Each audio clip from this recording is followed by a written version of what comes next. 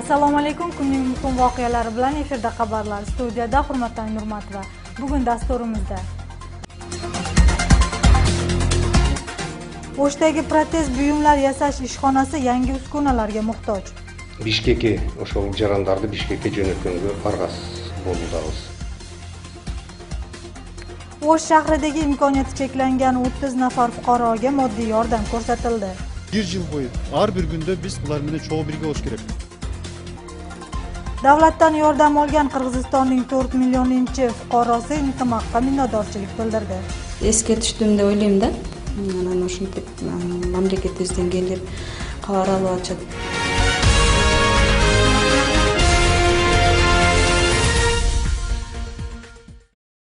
30 ga yaqin imkoniyati cheklangan fuqarolar davlat ro'yxatga olish xizmatiga ishga olinadi.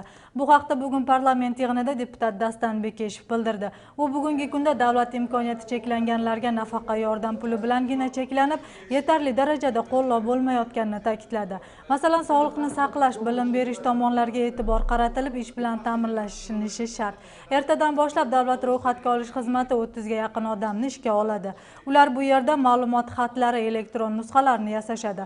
Boshqa ministerliklar ham shunday qadamlarga borishsa, imkoniyati cheklanganlar o'zlari ta'minlashadi, dedi deputat. Xalq vakillari Jo'g'org'i Kengashning rezerv fondidan imkoniyati cheklanganlarning fondiga yordam berishni taklif qildi. Respublika protez ortopediya jihozlari mahkamasi zamonaviy anjomlar bilan ta'minlandi. So'nggi markadagi mazkur apparatlar O'sh shahridagi ishxonaga ham kerak. Janubiy hududda imkoniyati cheklangan fuqarolarni ta'minlagan mahkama hozirda 40 yillik uskunalar bilan protezlarni tayyorlaydi. Shu sababli protezi qiyin tayyorlanadigan fuqarolar poytaxtga borishmoqda. Hukumat rahbari Qirg'izistondagi protez ortopediya buyumlar mahkamasiga zamonaviy uskunalarni topshirdi. Yangi uskunalar Jahon bankining sog'liqni saqlash va ijtimoiy ta'minlash loyihasi tomonidan ta'minlandi. Kompyuter boshqaruvidagi aniqlovchi lazer platforma protezlarni to'plashda bexato ishlashga sharoit yaratadi. Qandaydir bir bizning jarandarimiz shunday mumkinchiligi cheklanib qolsa, to'liq mamlakatdan yordam olish kerak-da. Biz berip atkan yardımda şu to'liq bera olishimiz kerak. Alar bilish kerak-da, şu yerga boram, qantib boram, arzda qantib chizam, kimga qayrilam, gezekке qantib turam. Men bir kunda bari kelsa, telyozib olasam, gezek bilan turish kerak. Yo'naltiri. Hozirgi vaqtda davlat protez ortopediya buyumlarini yasash mahkamasining O'shdagi filiali ham yangi uskunalarga muhtoj. U yerdagi jihozlar Sovet ittifoqidan beri yangilanmagan.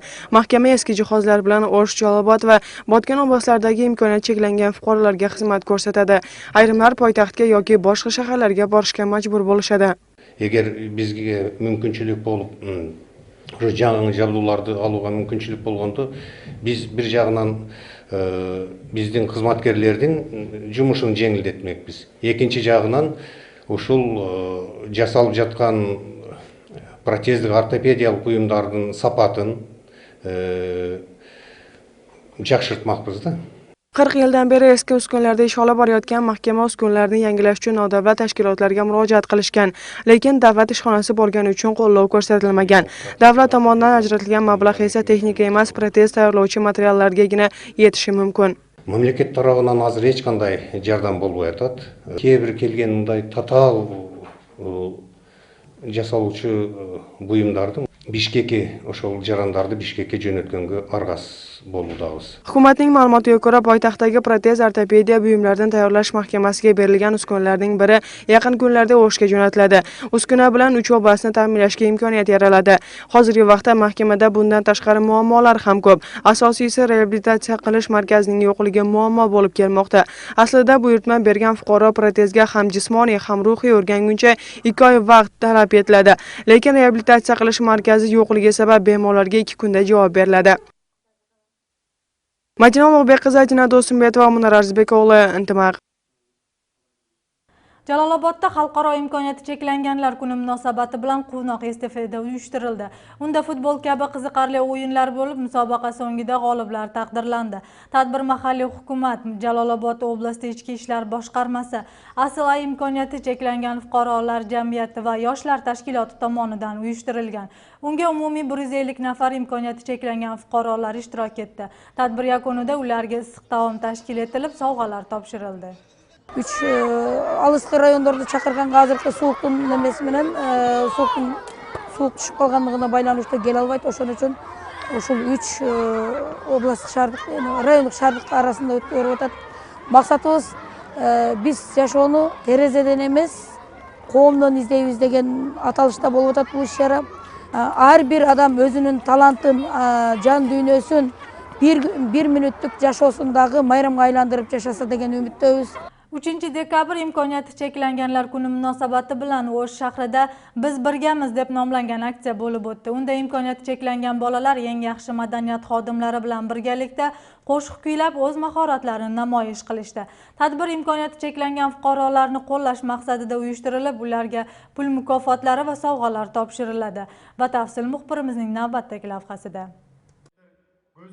Biz birgamiz deb nomlangan konsert imkoniyati cheklanganlar kuni munosabati bilan o'tkazildi. Unga shahardagi imkoniyati cheklangan fuqarolar taklif qilingan. Tadbirda ular qirg'iz estrada yulduzlari bilan birgalikda qo'shiq kuylab, o'z mahoratlarini namoyish qilishdi.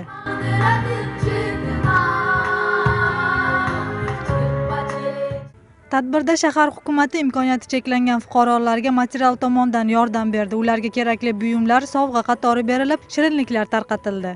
Анткени бүгүнкү күндө мүмкүнчүлүгү чектелген жарандарга мамлекет тараптан эми колдон келиши жардам болуп атат, бирок бул жетишсиз. Аны ачык моюнга алыш керек.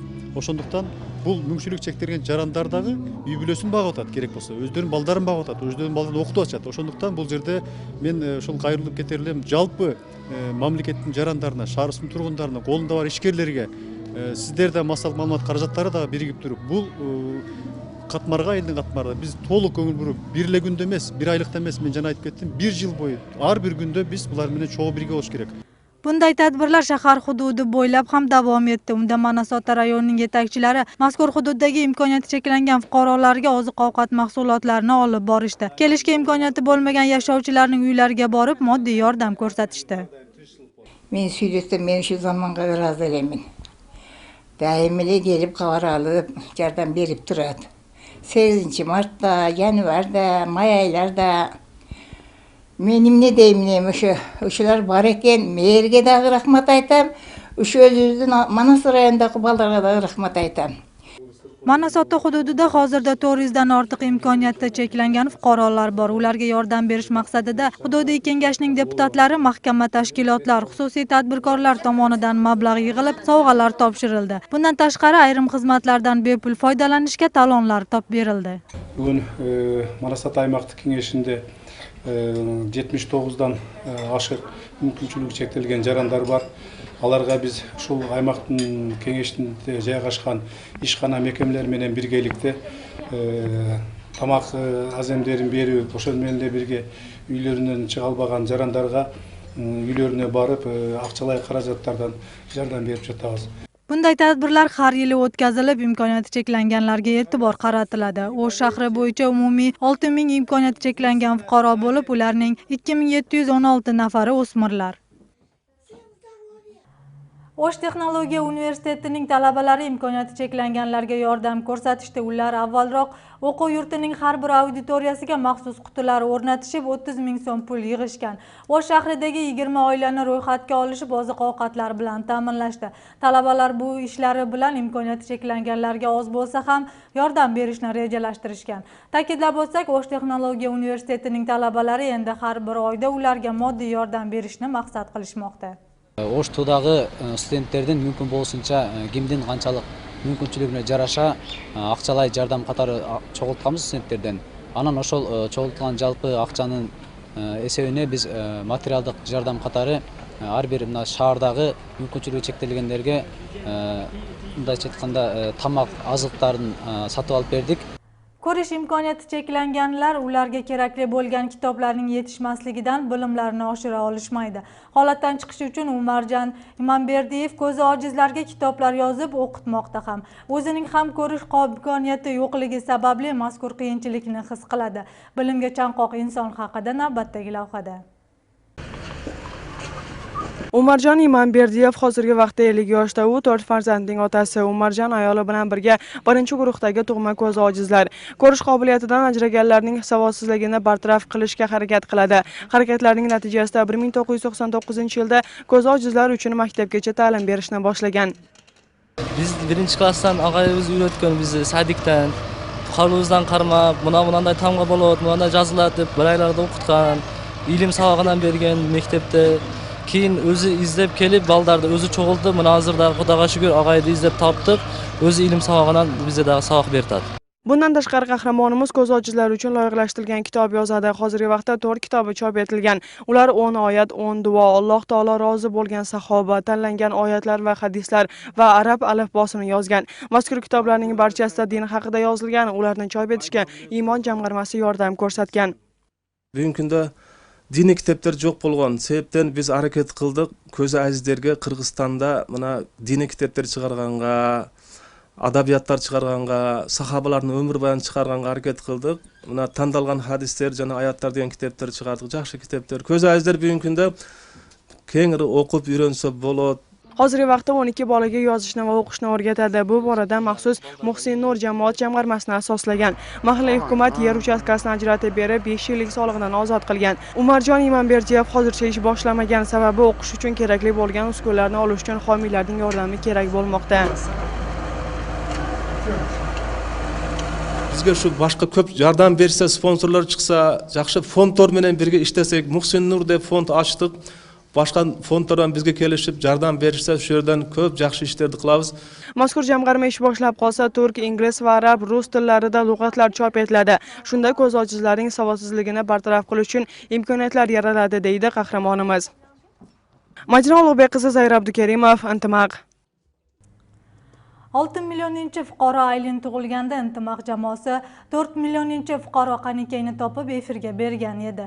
Unda va'da qilingan narsalar berilmay qolgani, hozirda Qanikay qanday sharoitda yashayotgani va yordamga muhtoj ekanligi aytilgan edi. Natijada Premier ministr Temir Sariyev uning qishlog'iga borib holidan xabar olgan. 50 ming so'm topshirib uy berishni ham ko'rib chiqishni ta'kidlagan. 4 millioninchi fuqaro Qanikay Gayipova bugun bizning telekanalga kelib minnatdorchilik bildirdi. Чейин өкмөт тараптан кабар алган эмес эле. Ынтымак телеберүүсүнөн келип, журналисттер тартып, элдерге, чоңдорго көрсөтүп, Кыргызстанга көрсөтүп, 4 миллиончу кыз унутта калды деп, ушулардын жардамы менен кыйла унутта калган, унутулуп баратканына кайрадан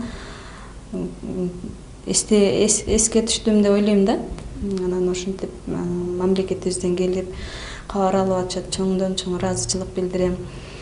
Ошо Ынтымак телевидениесине чоң ыраазычылык айткым келет. Qirg'iziston Laviyani Turkiyaga Rossiya orqali yuborish masalasini ko'rib chiqdi. Mazkur masalani bugun savdo, iqtisodiy, ilmiy, texnika va gumanitar hamkorlik bo'yicha Qirg'iziston Rossiya hukumatlararo yig'inda muhokama qilinib, o'zaro tushuncha oldik, dedi Premier ministr Temir Sariyev. Uning so'zlariga ko'ra, Rossiya bozorlariga qishloq xo'jalik mahsulotlarini chiqarish, texnikalarni lizingga berish, yagona ishxonalarni tuzish va boshqa masalalar muhokama qilindi. Eslatib o'tsak, Rossiya Turkiyaga ketayotgan Qirg'iziston Laviyasini o'tkazdi. Соли, которые идут с Кыргызстана через территорию Российской Федерации на турецкий рынок, и я думаю, что в этом вопросе... Кыргызстандын төө бурчагы Россия аркылуу Түркиянын базарына алып чыгуу маселесин чечтик. Мен Кыргыз өкмөтүнүн атынан Россиядан келген өкүлдөргө ыраазычылык билдирем. Жана биргеликте кызматташууну улантаарыбызга ишенем. Биз шериктешпиз. Кызматташтыкты өнүктүрүү жаатында сүйлөшүбүз керек. Уверенность, поблагодарить за совместную работу и выразить уверенность, что все то, что мы наметили, будут продолжаться в таком же духе. Jalolobod shahrida 40 dan ortiq lyuklarning temir qopqoqlari yo'q. Bunday ko'rinishlar shaharning markaziy ko'chalarida ko'p uchramoqda. Ochiq qolgan joylarga chiqindilar to'kilib ko'rinmay qolgan. Ularga mahalliy aholi tushib ketib jarohat olgan holatlar ham bo'lmoqda.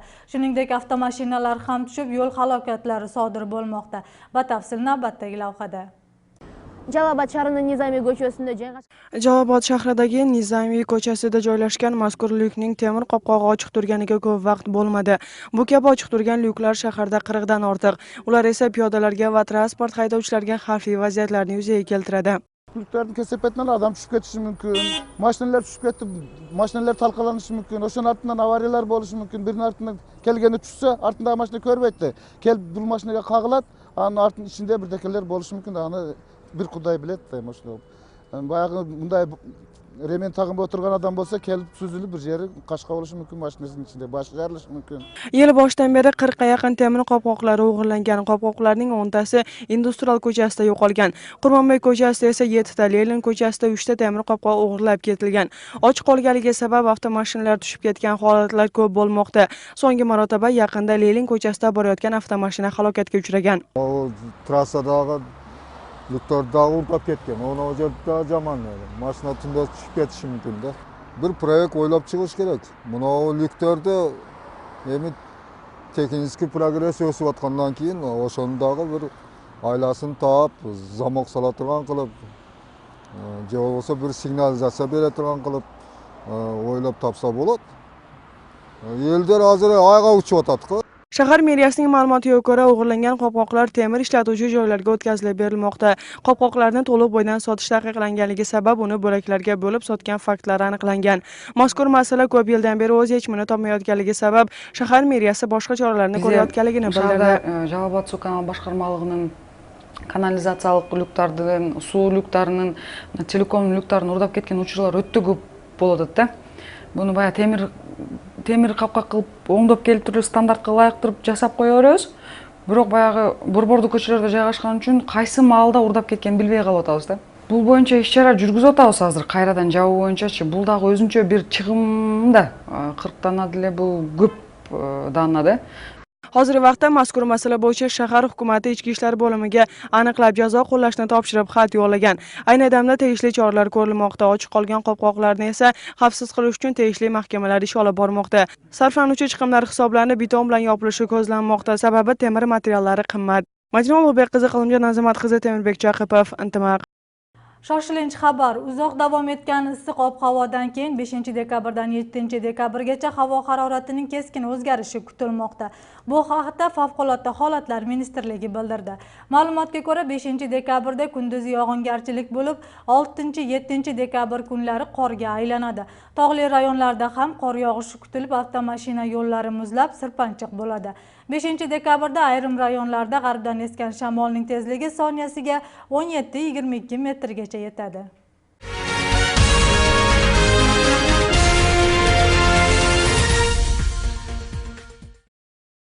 Dasturimizni xalqaro yangiliklar bilan davom ettiramiz. Xitoylik rassom har kuni Pekin ko'chalarini chang yutgich bilan aylanmoqda.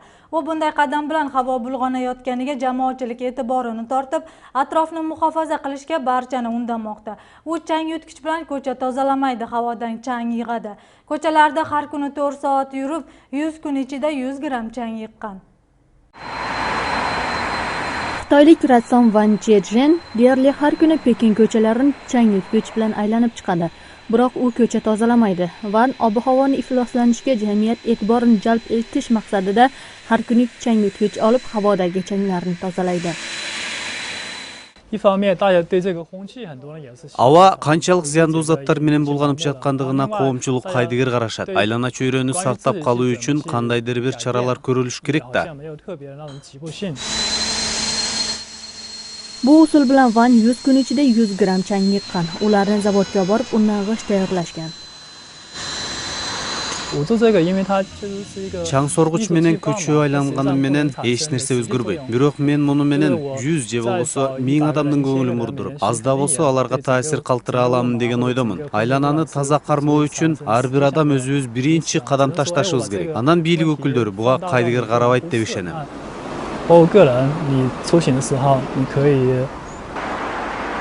Hozirgi vaqtda shaharni tutun qoplagan. Havoning bulg'anishi 35% ni ko'rsatib, mahalliy aholi uchun bir qancha qiyinchiliklarni yaratgan.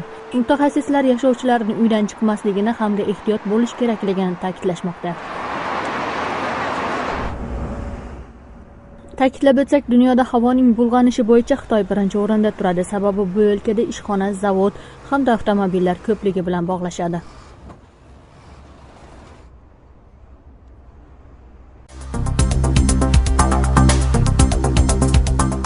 AQShning Kaliforniya shtatidagi San Bernardino shahrida otishuv sodir bo'ldi. Mustaqil ishxonaga qurollangan 2-3 nafar kishi kirib, ishchilarga nisbatan o'q uza boshlagan. Otishuvda 14 nafar kishi halok bo'lib, 17 nafari jarohat olgan. Politsiyaning ma'lumotiga ko'ra, voqea sodir bo'lgandan so'ng jinoyatchilarning iziga tushib, 2 nafari tartib soqchilari tomonidan yo'q qilindi. Hozirda voqea sabablari tekshirilmoqda. Bu voqeani ayrimlar jangarilar tomonidan uyushtirilgan hujum desa, ayrimlar xodimlar orasidagi o'zaro kelishmovchiliklardan chiqqan deyishmoqda. Biroq voqea sabablari hozircha noma'lum. Britaniya parlamentida Suriyadagi Islom davlati jangarilar guruhiga qarshi havo hujumlarini qo'llash bo'yicha yig'in o'tkazildi. Unda hukumat vakillarining yarmi mazkur taklifni qo'llasa, ayrimlari qarshiligini bildirishgan. 10 soat davom etgan yig'indan so'ng 397 nafar kishi ma'qul, 223 qarshi degan ovozlarni berib, unda jangarilar guruhiga qarshi hujum qilish taklifi qo'llov topdi. Endi o'lkaning qurolli kuchlari boshqa davlatlar bilan birgalikda Suriyadagi jangarilarga nisbatan havo hujumlarini uyushtirishi ma'lum bo'ldi. 13 noyabr kuni Parijdagi qo'poruvchilikni uyushtirgan Salah Abdeslamni va uning sheriklarini qidiruv ishlari davom etmoqda. Hukumat vakillarining ma'lumotiga ko'ra, jinoyatda gumonlanganlar Germaniya hududida bo'lishi mumkin. Hozirda Germaniya bilan Fransiya kuch tizimlari Abdeslamni topish uchun birgalikda ish olib borishmoqda. Voqea bo'lgan kundan buyon Fransiya hududida 2000 dan ortiq maxsus operatsiyalar o'tkazilib, 232 nafar kishi qo'lga olindi. Bundan tashqari 300 dan ortiq qurollar qo'lga kiritilgan. Shuningdek, ekstremistik ruhdagi ma'lumotlar tarqatilgani uchun bir haftada 3 masjid yopildi.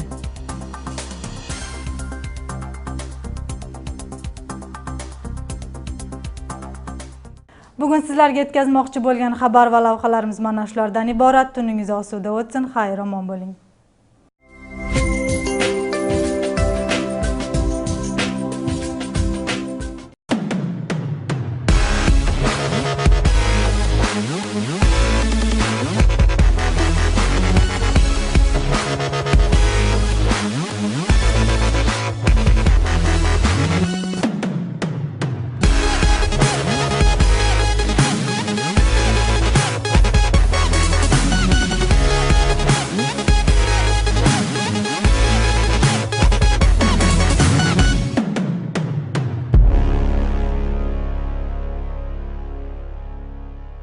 Газовые и твердотопливные отопительные системы, водонагреватели, радиаторы отопления, конвекторные обогреватели, полотенцесушители, ведущих мировых производителей Франции и России, Атлантик или Макс для дома или офиса, оптом и в розницу. Приятные скидки с гарантией до 7 лет. В фирменном магазине Атлантик, торговый центр Оштатан, 1 этаж. Атлантик – абсолютное качество. Assalomu alaykum. Ertangi kungi ob-havo ma'lumot bilan tanishib oling. Ob-havo ma'lumot homiylari Cho'qoychu eng sifatli oyoq kiyimi do'koni va Atlantic Limax firma do'koni. Atlantic orzungizdagi eng sifatli maishiy jihozlar. Qirg'iz gidrometriya ma'lumotiga ko'ra 4-dekabrda kechasi va ertalab yomg'ir yog'ib, qorga aylanishi kutiladi. G'arbdan esgan shamolning tezligi sekundiga 4-9 metrga yetadi. Havo harorati Chuy oblastida kechasi -4 daraja iliq bo'lsa, kunduzi 1-5 daraja issiq bo'ladi. Talas oblastida kechasi -5 darajagacha sovuq bo'lsa, kunduzi 0-5 daraja iliq. Issiqko'l oblastida kechasi -4-1 daraja iliq, kunduzi esa -1-4 daraja iliq bo'ladi. Norin oblastida kechasi -2-6 daraja sovuq, kunduzi esa -1-3 daraja iliq bo'ladi. Batken oblastida kechasi -2-3 daraja iliq, kunduzi esa 1-6 daraja. Jalolobod oblastida kechasi -1-4 daraja iliq bo'lsa, kunduzi esa 2-6 daraja issiq bo'ladi. O'sh oblastida kechasi -1-4 daraja iliq, kunduzi esa 2-6 daraja issiq bo'lishi kutiladi. Poytaxtimiz Bishkekda 4-dekabrda kechasi va ertalab yomg'ir yog'ib, qorga aylanishi kutiladi. G'arbdan esgan shamolning tezligi sekundiga 4-9 metrga yetadi. Havo harorati kechasi -1 darajagacha sovuq bo'lsa, kunduzi 2-4 daraja iliq bo'ladi. Shahrimiz O'shda 4-dekabrda kechasi va ertalab yomg'ir yog'ib, qorga aylanishi kutiladi. G'arbdan esgan shamolning tezligi sekundiga 4-9 metrga yetadi. Havo harorati kechasi 1-3 daraja iliq, kunduzi esa 4-6 daraja issiq bo'lishi kutiladi. Qadrli teletomoshabinlar, siz 4-dekabrda kutilayotgan ob-havo ma'lumot bilan tanishdingiz. Ob-havo ma'lumot homiylari Cho'qoychu eng sifatli oyoq kiyimi do'koni va Atlantic Limax firma do'koni. Atlantic orzungizdagi eng sifatli maishiy jihozlar. Sizlar bilan Sitora Absattar va bo'ldi, tuningiz maroqli o'tsin. Газовые и твердотопливные отопительные системы, водонагреватели, радиаторы отопления, конвекторные обогреватели, полотенцесушители, ведущих мировых производителей Франции и России, Атлантик или Макс для дома или офиса, оптом и в розницу. Приятные скидки с гарантией до 7 лет. В фирменном магазине Атлантик. Торговый центр Оштатан, 1 этаж. Атлантик. Абсолютное качество.